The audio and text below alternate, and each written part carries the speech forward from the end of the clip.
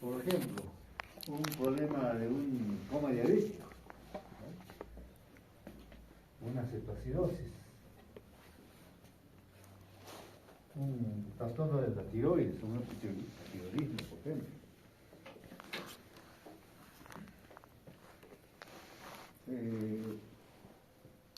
Y si hablamos de una encefalopatía relativamente frecuente, hablamos de las carenciales.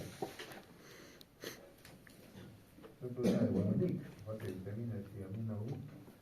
Entonces, que hay que actuar rápido porque queda deja secuelas. Ni hablar de las intoxicaciones exógenas, que son varias. Un paciente que tiene epilepsia y que entra en estatus también hace su trastorno de sensores. Los infartos cerebrales múltiples, ¿no? Por vasculitis. Está relacionado con todas las parametrías. Un colapso cardiocirculatorio cuando ya el paciente tiene problemas cardíacos, hemodinámicos, ¿no? Y también hay pacientes que hoy en día, muchos pacientes tienen hipertensión arterial, una encefalopatía hipertensiva, relativamente frecuente. Las pacientes que están relacionadas con la temperatura, ¿no? O una hipertermia, por ejemplo, las malignas, o una hipotermia también.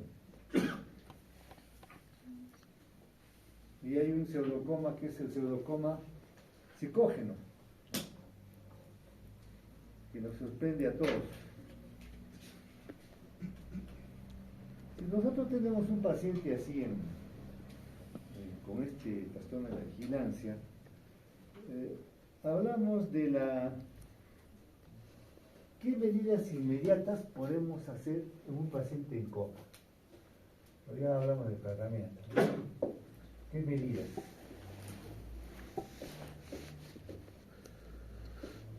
¿Qué se debe hacer? Que es lo que a veces uno dice, ¿qué hacemos? Lo primero que se tiene que hacer es comprobar que el paciente pues está inconsciente, ¿no? Porque puede haber confusión. ¿Está inconsciente o no? O puede ser, como hemos mencionado hace un momento, una crisis psicógena, está fingiendo, o una tetraplejía, o nos confunde con un mutismo asinético. Una vez que hemos realizado si este paciente tiene realmente un coma, entonces nosotros tenemos que detectar el ABC. Sí, ya saben eso, ¿no? La respiración, todo eso. Entonces, y también vamos a tener que cateterizar. Generalmente cuando esté en coma ponemos 2 días. Depende de cada caso. Por ejemplo, en mi caso a veces ponemos 1 día para poner el midazolam, porque no son epilépticos los que tenemos en coma, y otro su día para hidratarlo. Entonces, nosotros lo que hacemos es una infusión rápida, ¿no? Casi está chocándose, hay que pasarle su cloruro al chorro, ¿no? Hacemos inmediatamente su hematometría, sus gases en sangre, o sea, electrolitos. Ya le hacemos poner su sonda vesical, ¿no? Depende de cada caso, ¿no? Hay que ver si hay algún tóxico, ¿no? Ya en una tercera parte ya nos vamos a ver otros aspectos, como por ejemplo cómo está la vía aérea. Está libre, que no haya, por ejemplo, neumotórax, ¿no? La presión positiva de la ventilación mecánica empeoraría, ¿no? Rápidamente un neumotórax. Entonces, la intubación, si se precisa, se realiza, ¿no? Una secuencia rápida.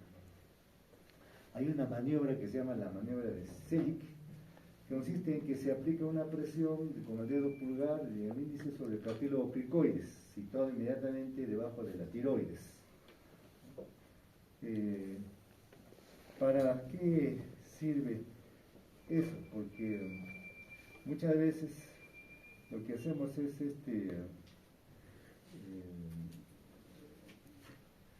no actuamos rápido y el paciente pues puede agravarse. Entonces nosotros vamos a hacer con esta maniobra comprimir el esófago, ¿no? Este cartílago de la columna vertebral, ¿para qué? Para impedir la regurgitación gástrica. Porque muchas veces el paciente está en coma y se aspira.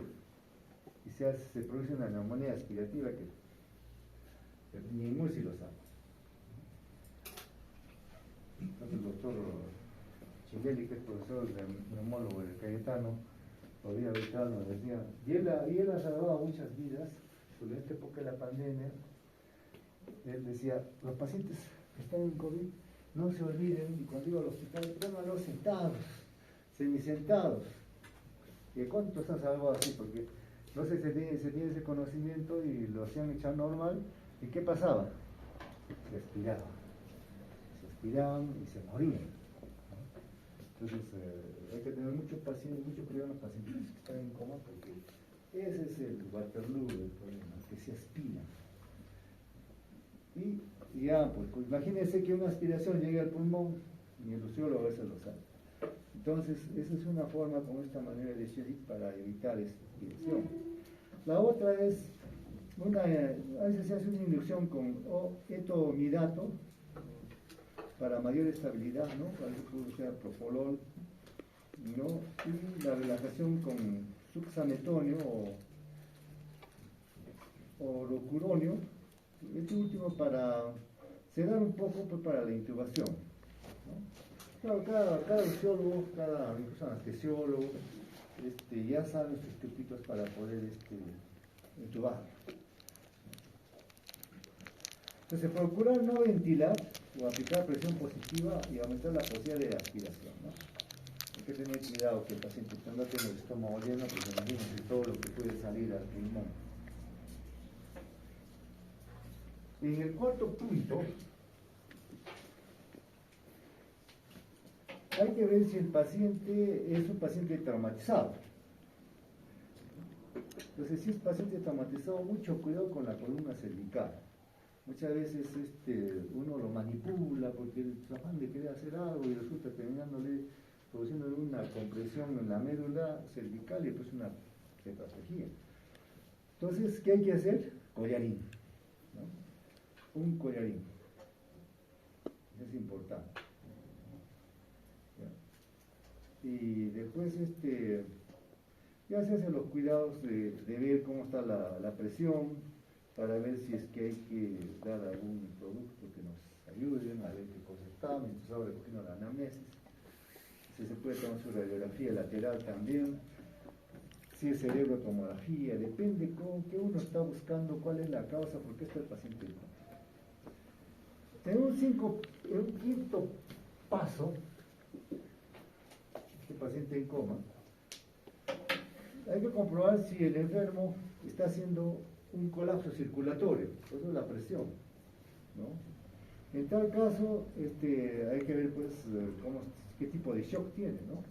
Policéntrico con politraumatizado, de repente hipovolemia, inmediatamente tengo su cloruro a chorro, ¿no? O mejor utilizar expansores plasmáticos, sería bueno, ¿no?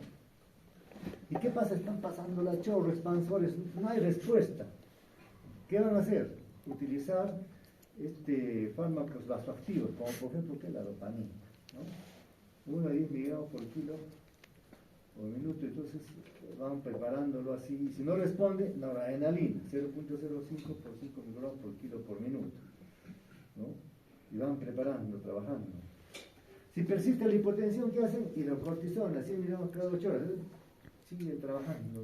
Todo eso se hace en UCI, ¿no? Pero también se puede hacer en el piso, ¿no? Entonces, mientras tanto se realiza, ya se está actuando con la glucosa, ¿no? ¿Cómo está la glucosa? Entonces, determinar, no hay unas tiras para poder ver el destructis, no hay, entonces, y hasta que saquen la sangre, entonces, ¿qué tienen que hacer? Un glucosmón, ¿no? Lo que peor es que el paciente ha hipoglicemia severa, ya no hay recuperación, mejor es que esté arriba. En un paso sexto y séptimo, ya el paciente hay que ver si es alcohólico, colocar sus vitaminas, ¿no? En el octavo, ver si el paciente de repente es drogadicto o se ha intoxicado con alguna sustancia, opacios, ¿dónde se pueden dar cuenta? Pues uno tiene experiencia en el pliegue del poro, ¿no? Tiene pinchazos, es toxicómano, entonces ya saben, tienen una pauta. A ver, muchas veces se intoxican por benzodiazepinas. ¿Qué hacen? Flumacenil, endovenoso. Una dosis inicial 0.3 miligramos, pueden repetirlo, ¿no? Si el enfermo hasta 2 miligramos hasta que recupere. Bueno, pero fue un intravenoso 0.1 a 0.4 miligramos por hora. Eso ya en emergencia tiene todo establecido. Si el paciente en coma y con fiebre, ¿qué pueden hacer? Dice, este pacientito de repente tiene una infección, ¿no? Y no vaya a ser que tenga su meningitis bacteriana. Entonces empíricamente ya ponen antibiótico, ¿no? Su vancomicina, 1 gramo cada 12, y su ceftriaxona pueden dar 2 hasta 3 gramos cada 12 horas, ¿no? Hasta que se determine si hay desinfección, ¿no? Y lidiar las medidas generales, todo eso. El segundo gran trasladado a UCI.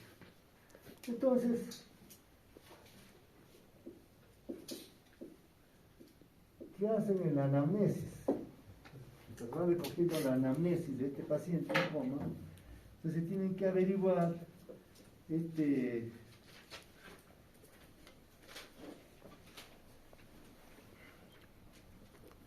aquellos pacientes que entran en coma, pues van a constituir una evolución de una finalidad. De repente dicen, este pacientito tiene un cáncer. Pues ya con eso dicen, este pacientito está intestinal, ha hecho metástasis.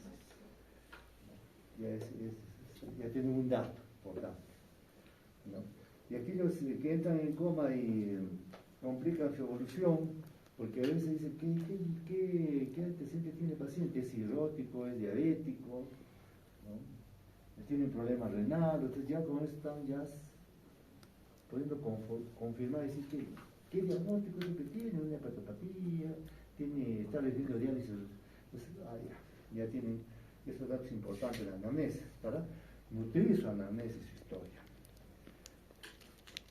A veces no se tiene nada, pero hay que averiguar algunos testigos, la policía lo ha traído, ¿no? Los bomberos, ¿no? Para poder tener alguna información. Es alcohólico, es un joven que lo encontró por ahí, se ha intoxicado con alguna sustancia, ¿no? Y poder determinar a qué se debe ese problema del coma del paciente, ¿no? Y poder hacer algo, porque es un dato nos ayuda. Y ya con la exploración que van a hacer, ven una exploración del aparato respiratorio, ven el ritmo cardíaco, cómo está la presión arterial, ya han visto la temperatura, ¿no? Y en la exploración neurológica ya van a ver si el paciente, cómo está, sus signos de conciencia, les hacen hacer una evaluación neurológica, está haciendo signos de deceleración, de decortización, ¿no? Y si quiere ponen ahí una escala de Glasgow. La escala de Glasgow, y ahí van a ver ojos, verbal y motor, ¿no? A nivel de ojos, si abre los ojos en modo espontáneo es 4. A la voz 3. Tienen que hacerle dolor para que abra los ojos 2. No hacen doler nada, ni por eso abre los ojos 0 o 1. Porque no tiene que ser en Glasgow, es la pregunta de examen. 1. Respuesta verbal. A nivel verbal, orientado normal como ustedes 5. Si está confuso, ahí 4. ¿No? Si una respuesta verbal inapropiada, 3. En forma incomprensible lo que dice, los ruidos culturales, 2. No hay respuesta, nada, 1. Y motora. La motora obedece órdenes como ustedes normal, 6. Localiza el dolor, cuando le hacen producir un dolor, 5. Si retira la extremidad, 4. Si le produce un dolor y tiene una flexión anormal, 3. Si hace una extensión anormal, 2. No hay respuesta, 1. Entonces, si hace una equivalencia del Glasgow normal, 15. Omnibulación, 14. Estupor, de 13 a 11. Coma, ya grado 3, media 10. Y coma profundo, grado 4, menor 8 o menor de 8. Eso se puede utilizar sobre todo en pacientes que están politraumatizados, ¿no? pero en todo caso siempre ayuda para poder tener una orientación.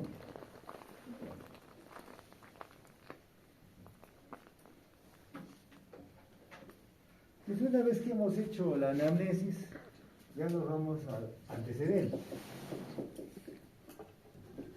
Estamos haciendo la historia de un paciente en coma. Entonces, en el nivel de conciencia, hay la evaluación del paciente confuso. Ya sabemos que tenemos que evaluar el sistema reticular ascendente, que está en el tronco, ¿no? Entonces vamos a ver aquí si tiene un antecedente de una encefalopatía difusa. Para esto averiguaremos cómo es el trastorno generalizado, ¿no? Tiene que ver con el sistema reticular ascendente o es a nivel de todo el encéfalo. Entonces vamos a localizar, como dijimos, unas lesiones supratentoriales, serán, ¿no? Con lesiones masivas. Se ha herniado el paciente, por ejemplo, o lesiones infratentoriales que están más directamente relacionadas con el tronco.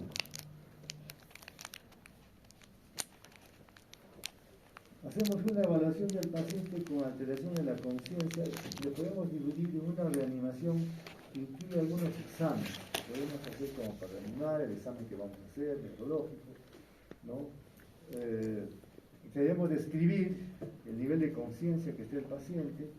Ya lo vamos catalogando en los síndromes, que síndromes se relacionan con todo lo que hemos recogido en la anamnesis. Vamos a intentar averiguar, definir ya la causa en la investigación de estos casos, ¿no? Debemos describir, realmente el paciente está en manipulación, está confuso, está con estupor, está en coma, ¿no? ¿Cómo está su situación? ¿O está en delirio? Entonces a veces esta alteración de la conciencia nos pueden oír los familiares o amigos, espectadores, para poder ir haciendo el diagnóstico del paciente, ¿no? A veces tiene unas sogas, en algún lugar que dice es diabético, es epiléptico, para poder ayudarnos a decir, tiene el paciente. Si nosotros ya vemos que hay una herniación, el paciente está enclavado, entonces hay que ver, porque sabemos que la hernia se produce porque, ¿no? Este es el agujero occipital, donde algo está presionando para que el uncus o parte del encéfalo se entre ahí y se dañe, diríamos, esa estructura vital. Entonces el uncus, por ejemplo, y el glóbulo temporal, por la tienda del cerebelo, separa pues el cerebro del cerebelo. Entonces llamaremos a esto una hernia uncada, ¿no? Es una de las frecuentes. Una hernia uncada. Y a eso nosotros tenemos mucho cuidado con esto. Cuando el paciente viene con un síndrome de hipertensión endocraniana, cefalea, náuseas, vómitos, explosivos, todavía no hay edema de papila, pero pasa unos días ya puede implantarse el edema de papila. Y nosotros muchas veces no hay tomografía, no hay imagen y pensamos. Claro, nos sale bien la función, todo excelente, aquí uno se siente bien. Pasa una hora, media hora ahí, que el paciente muere, fallece. ¿Por qué? Porque se hernió, ¿no? Al meter la aguja, el uncus se incrustó ahí. Entonces hay que tener mucho cuidado antes de hacer una función o hacer un procedimiento así, porque puede producirse curiosidad, puede ser la androgenia, puede ser una evaluación, tomografía, que no haya ni papila, todo dentro de lo que se debe hacer, hasta con autorización del familiar, indicándole, esto puede pasar, pero generalmente no pasa nada, es así, entonces él firma y dice, sí, autorizado. Puede pasar algo, pasa, ya está todo, como se dice, en regla. Y no hay problemas a nivel legal. Después uno se trae pronto, entonces uno hace todo correcto, porque también, como ustedes decían, cirujanos, hacen todo en regla, todos los exámenes que se debe hacer, autorización, todo como debe ser. Pasó algo, ¿no? Chocó la anestesia, se produjo un reflejo vagal, falleció el paciente, todo, pero son las circunstancias que a veces imprevistas puede presentarse una intervención, ¿no? Por la anestesia, todo, pero ya está todo en regla. Y aparte legal no hay ningún problema. Se están haciendo las cosas como se deben hacer, no hay ningún problema, ¿no? Y la otra es que el cerebro es empujado centralmente hasta la tienda. Y ahí hablamos de una hernia central. Hasta el centro. Entonces veamos un poquito sobre la hernia umbilical. A ver.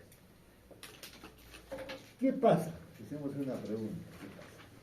Entonces es una masa unilateral, fuerza del lóbulo temporal ipsilateral, ¿no? Ipsilateral es el mismo lado, contrario, es contrario, ¿no? A pasar pues a través de la tienda comprimiendo el tercer par. Por eso cuando nosotros hacemos una evaluación de los pares, dice que se esterneó, ¿no?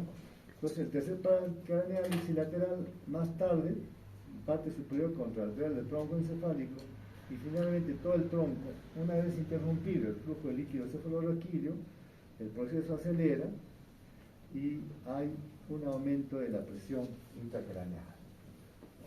El paciente fallece. ¿Qué signos hay en una hernia umbilical? ¿No? Entonces, ya hemos dicho el tercer par, entonces lo vamos a hacer a la pupila. Una pupila ipsilateral dilatada, ¿no? Entonces nos dice es una lesión de masa supratentorial. Posteriormente ya vamos a encontrar una hemiplegia ipsilateral, podemos encontrar una topsis progresiva, ya nos dice para ahí el tercer par, pero también puede asociarse a una respiración de Schoenstock. Más tarde aún sigue avanzando esto, hay tetraparesia, pupilas fijas dilatadas bilateralmente, ¿ya? Respiración errática y muerte, ¿no? La progresión suele ser rápida. En la hernia central, ¿qué pasa ahí? También, la pregunta de a una lesión supratentorial, fuerza el diencéfalo, el tálamo y estructuras conexas que se encuentran en el tronco encefálico superior y el hemisferio cerebeloso. De forma central a través de la tienda, ¿no? El cerebelo. Esto comprime en primer lugar el mesencéfalo superior y después la protuberancia y lógicamente el bulbo raquídeo, que son zonas vitales, ¿no? Por la cual el paciente fallece. ¿Y qué signos encontramos en esta hernia central? Lo primero, porque ahí en esa zona están pues ciertos núcleos vitales, por ejemplo la respiración, pues hay respiraciones erráticas. Las pupilas aquí diferentes son mióticas, reactivas, es diferente de la punta de examen que en la umbilical, ¿no? Es al revés, ¿no? Aumento del tono de las extremidades, ¿no? Plantares extensoras bilaterales, van a encontrar pues, el varices, su tijerán, todo eso, ¿no? Posteriormente ya viene la respiración de Schoenstock, la rigidez de decorticación y más adelante pupilas ya fijas y ya han cambiado ahora a dilatadas, ya estamos ahora.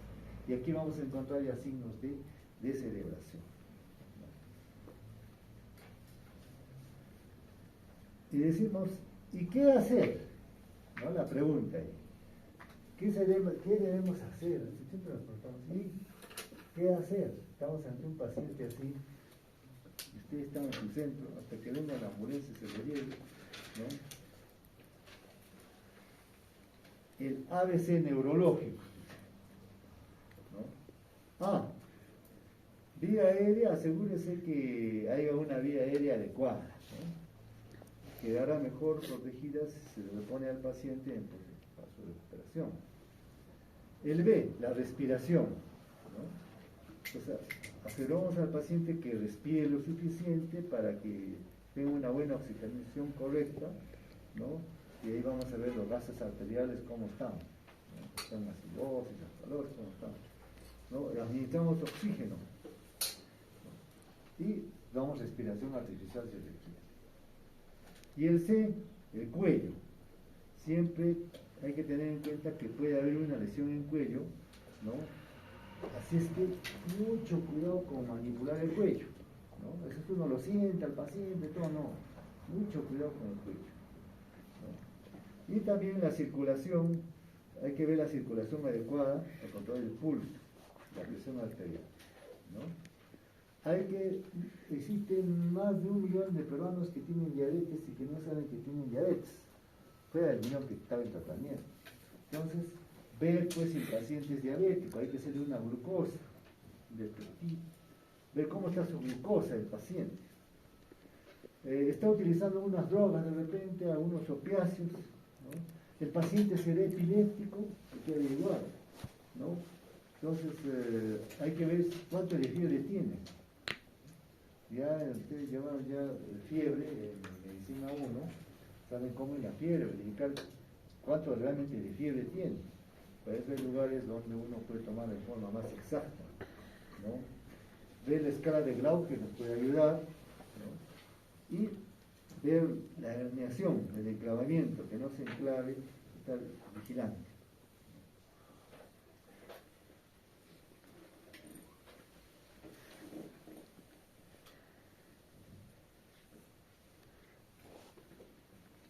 Entonces, al evaluar nosotros, ¿qué hacemos? Vamos a mirar al paciente y hay que evaluarlo de la punta del cabello hasta la punta de los pies, ¿no?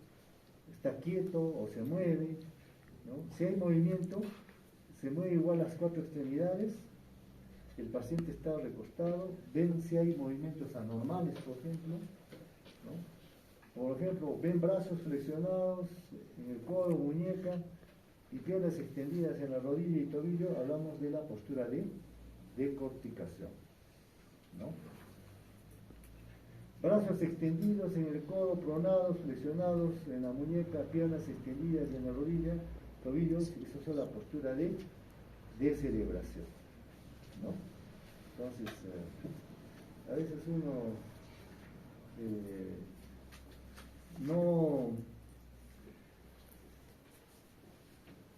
no se acuerda, hacen esto, decorticación. A uno le gusta manejar moto, ¿sí? Celebración, ¿no? No olvidarse, ¿no? Esas dos posturas, ¿no? Entonces la cabeza cae a un lado con flexión, indica pues hemiparesis, ¿no? Ya se hemiparesis. Si hay espasmos breves que duran menos de 1 segundo, o sea, a veces el paciente salta, ¿no? Como un corrientazo, esa es mioclonía, ¿no? Mejores respuestas, ¿qué hacer? ¿No? Trate de animar al paciente, si es que es posible animarlo, ¿no? Por ejemplo, si está todavía que puede comunicarse, por ejemplo, a darle la pregunta. La pregunta siempre que se hace al paciente es cómo se llama, su nombre, y de ahí ya se empieza, ¿no? Ya comprueban si el paciente está ubicado en tiempo, ¿no? A veces no lo sabe, qué día es hoy, qué es lo que estamos, ya después van al lugar, qué lugar estamos, ¿no? Entonces, para poder, casi está orientado, ¿no? ¿En qué? En tiempo, espacio y persona. A veces está en persona, pero no sabe el lugar, no sabe el tiempo, o sea, no está completo,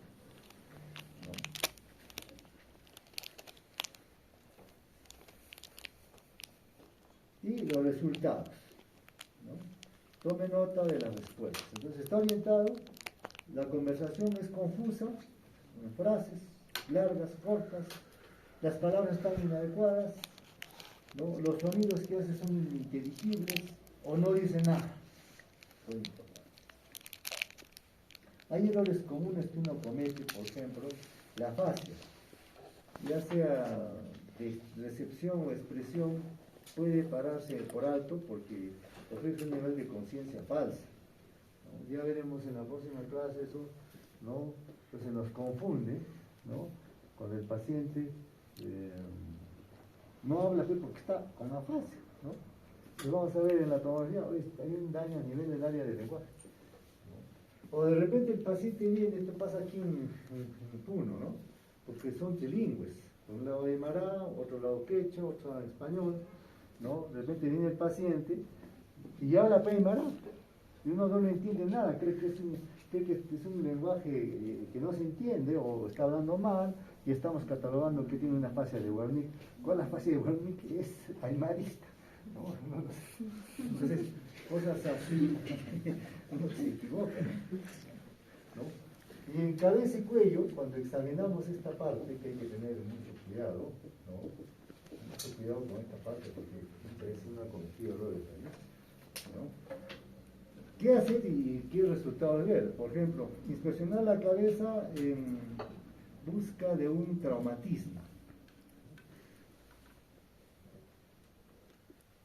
Percutiendo el cráneo, como la percusión, ¿no? Si hay fractura, puede ser que se oiga pues como un ruido como una cazuela rajada. No. Hay que mirar los oídos, la nariz, buscando si hay salida de qué, de líquido cefalorraquídeo, ¿no? Y también ver ahí si hay alguna hemorragia, ¿no? Porque viene como torraje y dice esta fractura de base cráneo. Entonces examina también la cavidad timpánica, ¿no?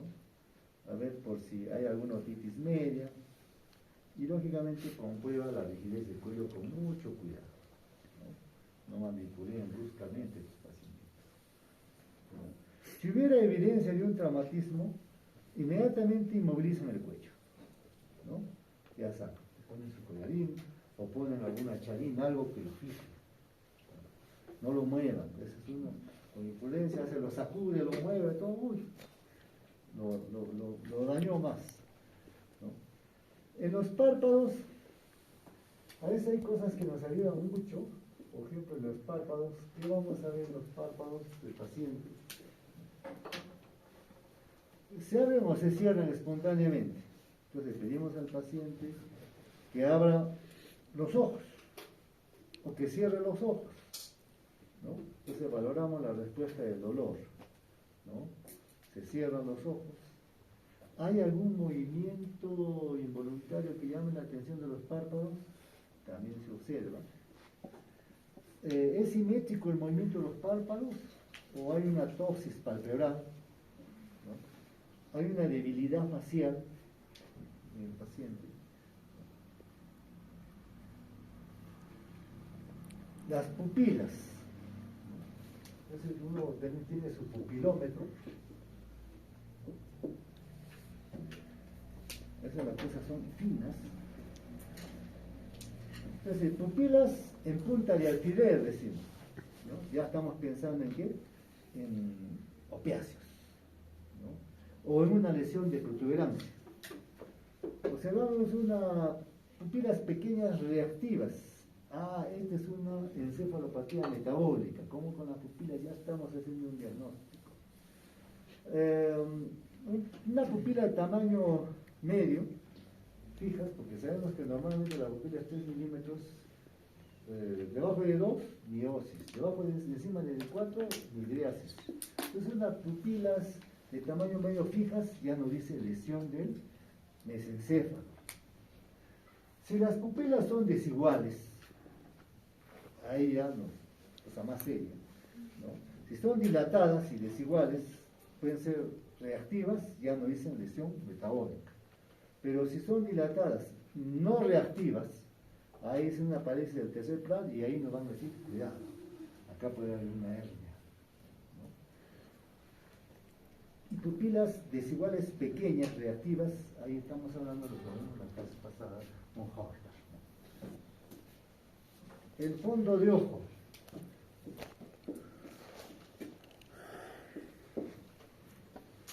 Bueno, ustedes no les han favorecido mucho, creo, de la OPS, ¿no? En muchas facultades de medicina, al menos cuando había solo 4, la San Agustín, la Cayetano, San Marcos, Villarreal y la de Trujillo, no había más. No les llegaba todavía los oftalmoscopios de la OPS para los estudiantes de medicina. Les llegaban sus libros también para estudiantes de medicina, a precios pues regaladísimos, como decía el fondo de ojo estaba, ¿no? El oftalmoscopio 5 soles, 2 soles, o sea, casi regalado prácticamente, pero solo era para los que estaban estudiando medicina, estaban matriculados, ¿no? La idea era apoyar a los futuros médicos, porque es una profesión muy honorable, que es muy servicial a la población. Entonces, había que apoyar. Pero después ya, creo que ya ha pasado eso, ya son muchas facultades, que será, pero ya no viene ese apoyo. Entonces el fondo de ojo es muy importante, ¿no?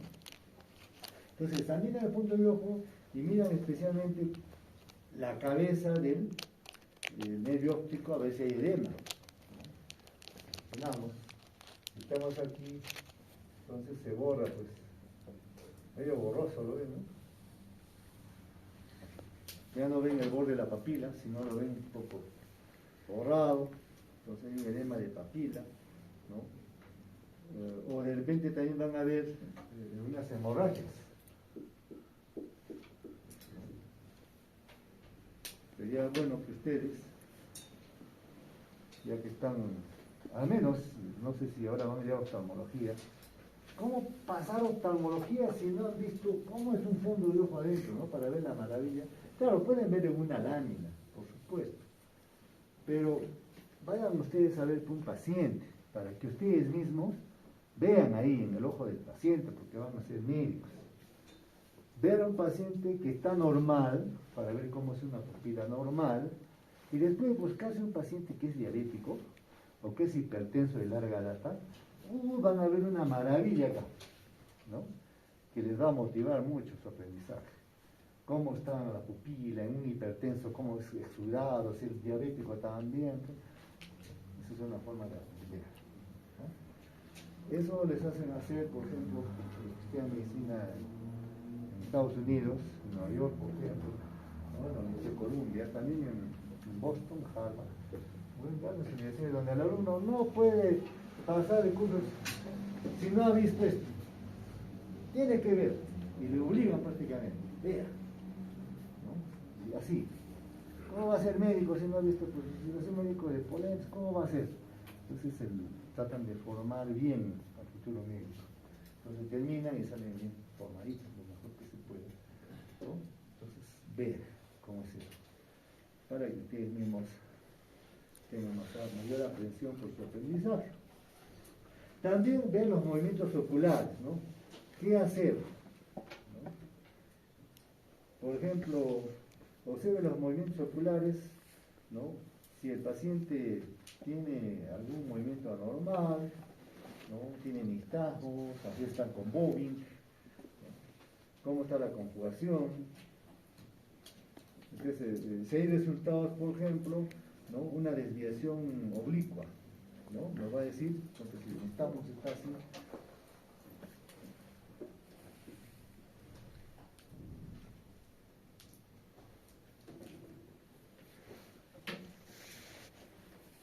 porque normalmente si ustedes examinan en su ojito, a ver, viene así un compañerito, lo va a mirar,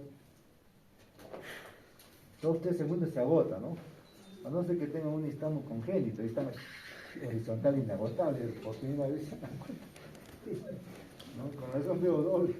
Entonces, aquí van a ver que es normal, ¿no? Un nistagmo de unos segundos, no, y se agota, horizontal, ¿no? Pero aquí van a ver un nistagmo oblicuo. Entonces ahí nos dicen es lesión a nivel del tronco encefálico. Yo veo pacientitos que tienen nistagmos horizontal, oblicuo o vertical, ya pues es una cosa seria, y a ver el bobbing, ¿no? Entonces ya nos dice esto necesita resonancia, entonces hay que estudiar más esto porque la cosa puede ser seria, ¿no? Si el paciente puede seguir objetos con los ojos, entonces comprueba los movimientos oculares, ¿no? Que hemos expuesto. Entonces vamos a evidenciar parálisis de qué pares, del 3, del 4 y del sexto, que son los oculomotores, ¿no? Entonces vamos a ver una parálisis de la mirada lateral. La comprobación oculocefálica de los movimientos oculares es lo que llamamos la famosa maniobra de ojos de muñeca, ¿no? ¿Qué hacer? ¿No? Entonces, bueno, no realizamos hasta haber destacado, pues, descartado una lesión cervical, ¿no? Entonces, volvemos la cabeza hacia el mismo lado derecho, observamos los ojos, ¿no? Y volvemos a hacer al lado izquierdo, seguimos mirando, ¿no? Muevo al otro lado, cuando veo muñeca, ven la muñeca está ahí plantada, ¿no? Entonces vamos a comprobar, al otro lado, comprobamos la extensión del cuello. Los ojos se mueven en dirección opuesta al movimiento de la cabeza, como si atraviesa la mirada al recto normal. Los ojos se mueven hacia el lado, pero no hacia el otro lado, sino hay una parálisis de la mirada lateral, ¿no? Cuando son este tipo de trastornos, nuevamente pensamos problemas de tronco, ¿no? Entonces hablamos de la abducción limitada del ojo con una parálisis del medio del sexto paso, ¿no? Entonces hay una limitación de los movimientos distintos de abducción de los ojos. O sea, vamos a ver una pupila dilatada en la cual nos puede hacer pensar aquí que tiene un compromiso del cuarto paso o del tercer paso, ¿no? Entonces, si los ojos no se mueven en ninguna dirección horizontal, ¿no?, bilateral, también podemos pensar que es un compromiso del tronco. Entonces, todos estos exámenes que hacemos nos ayudan a decir, ¿tiene lesión del tronco encefálico o no? Porque, y si está ligado al SARA, entonces vamos a analizar el compromiso realmente de este pacientito. Su tomografía está normal, es a nivel del tronco encefálico, y la tomografía no nos ayuda mucho, sino una resonancia ampliada. Si nos vamos al aparato motor de estos pacientitos,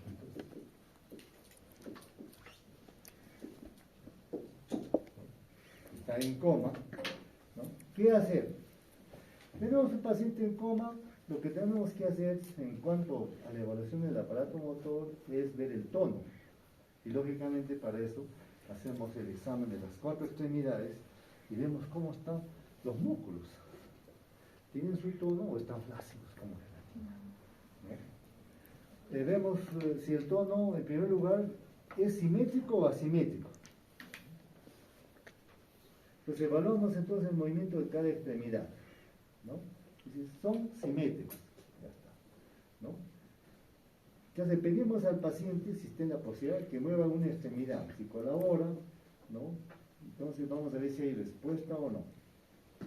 Generalmente lo que hacemos es oprimir a veces el esternón con un nudillo del pulgar y se produce un movimiento liberado hacia el retiro del dolor, ¿no?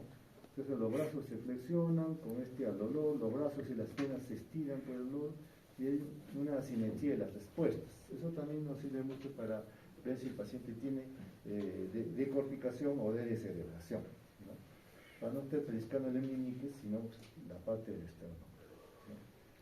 Si no hay respuesta a este estímulo, aplicamos la presión en el extremo interior de la ceja y tomamos nota de la respuesta. Apretamos el hecho de la uña de un dedo de cada extremidad, ¿no? Y lo que tiene que hacer el paciente es retirar la extremidad, ¿no? No retira, ya estamos viendo qué grado de coma tiene, 1, 2, 3, 4, ¿no? Nos vamos a los reflejos. Generalmente podemos tomar los reflejos rotulianos, aquilianos, bicipital. Estos son los 3 que tomamos. Vamos a ver si estos reflejos son simétricos o no son simétricos, ¿no? Entonces, ¿hay una respuesta plantar extensora o hay una respuesta plantar flexora? ¿No? Entonces seguimos con la evaluación de estos pacientitos, ¿no? Y en los resultados de la respuesta motora podemos ver que el paciente obedece órdenes, localiza, retira, tiene una flexión anormal, tiene una respuesta extensora o nada. Entonces ya no estamos viendo su evaluación neurológica, ¿no? Y registramos pues estas respuestas anormales de cada extremidad, ¿no? Si hay asimetría en el tono, los reflejos, cómo está la respuesta del dolor, ¿no? Y también nos indica de repente tiene una hemiparesia, ¿no? ¿Y qué significan todos estos resultados, ¿no? La significación.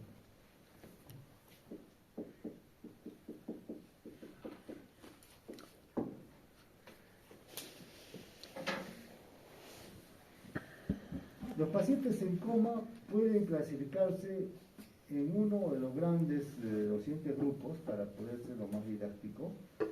Por ejemplo, paciente en coma sin signos vocales, ¿no?, sin signos de meningismo, con signos de meningismo, ya están catalogando los pacientes. Otro grupo, los pacientes con signos focales que indican una hernia central, una hernia uncal, ¿no? Entonces decimos lesiones supratentoriales. Y otro tercer grupo, que hemos hablado, los pacientes con signos de tronco encefálico, ¿no? Que no indican hernias, son lesiones infratentoriales. Entonces, hay un síndrome que aquí debemos anotarle, el síndrome del cautiverio.